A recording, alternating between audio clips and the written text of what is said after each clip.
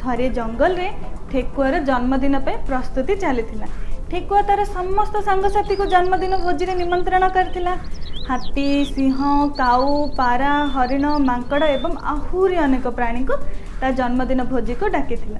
समस्ते मिसी केक काटिले एवं खाइले। तापर से माने नृत्य कले, बहुत थट्टा मजा कले। जंगल रे समस्त प्राणी ठेकुआर पार्टी को बहुत पसंद कले। कहीं ना ठेकुआ तार पार्टी रे को विशेष थीम रखिथिला, से होची अदा। ता पार्टी रे प्रवेश करबा पूर्व से समस्त को लुण सहित किछि अदा खाइबा पई देउथिला। मांकड़ एहा को एते पसंद कला जे से घर को जाई एहा को बहुत तैयार करबो बोली भाबिला एवं पेट पुरै मध्ये खाइबी कहला। तापरे मांकड़ पार्टी रो राति रे घर को गला। घर को जिबा पर से बहुत परिमाण रे अदा एकाठी कला। तापरे से सोई पड़ला। सकाळ हेबा मात्रे मांकड़ खुशी होई प्रथमे अदार चोपा बाहर कला। तापर अदा को ग्राइंड करी एक पेस्ट प्रस्तुत कला। एक पुणी चामच भी आनिबा पई गला। पिला माने मांकड़ अदा खाइबा को एते आग्रही थिला जे से एहा भी भूली जाइथिला।